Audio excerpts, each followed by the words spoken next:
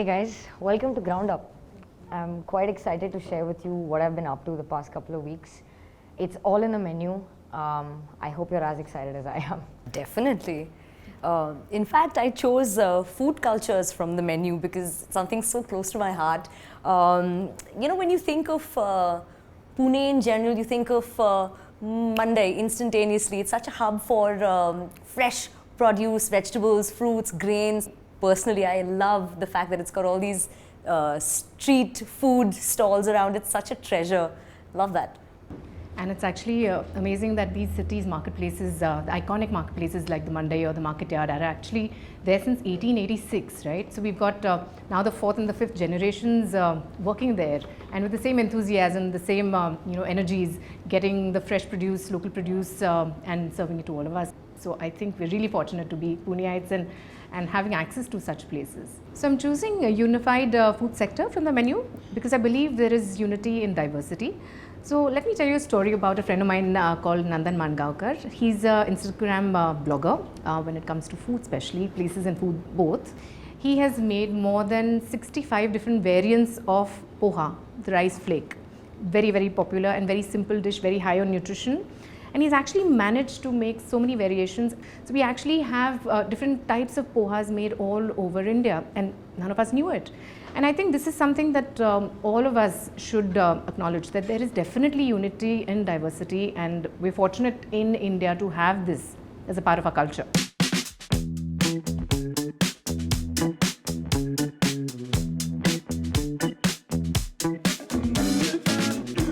Going back to the menu, I think I chose sustainability because the kind of exchange that I have tried my best to have with farmers around. I feel like just cooking doesn't cut it for me. I mean, I think everybody can cook, anybody can cook, and anybody can open a restaurant.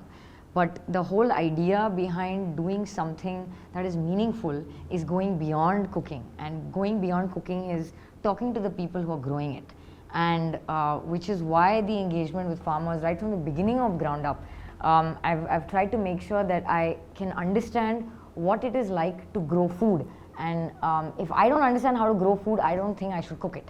But how to grow food is the question, and that's where my knowledge of ethical farming practices, the difference between organic and natural farming comes in the picture. You want your vegetables, you want your food to be grown chemical free. You want to know where it's coming from, which I completely agree with. I come from an agricultural family from both sides, my maternal and paternal side both.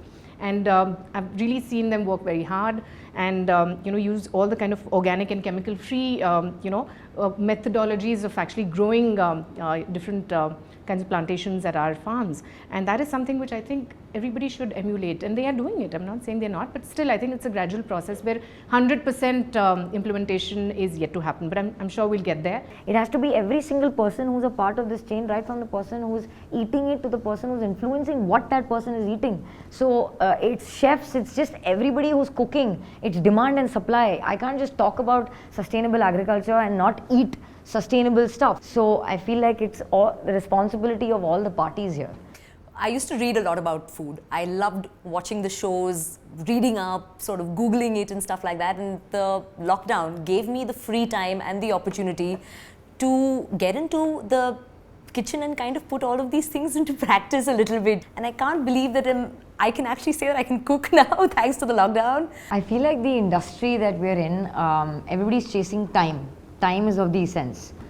And in a situation like mine, when I have time, I can't think of anything better than to explore fermentation, because the one thing that fermentation needs is time. And I think the pandemic gave us that luxury to another level.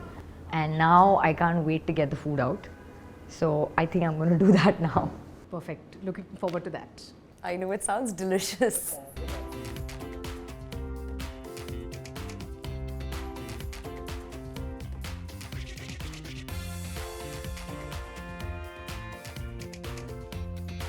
So here are the dishes you guys chose, and I am quite curious to know why you chose what you chose.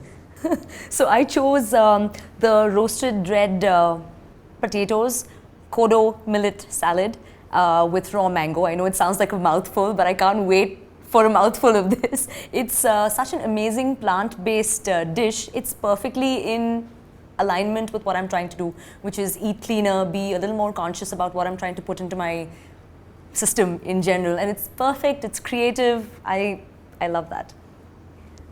So I chose the charred eggplant dish because I'm somebody who loves trying to source everything I make locally and trying to keep things in season.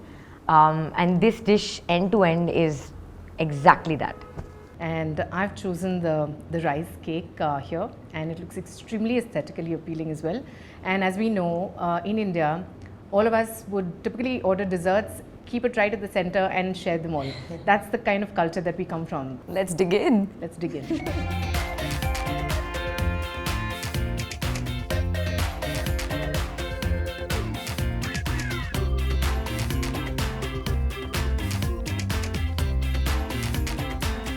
What a great conversation this was, guys. Let's drink and cheers to this.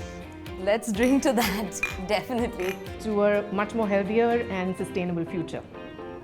Cheers. Cheers.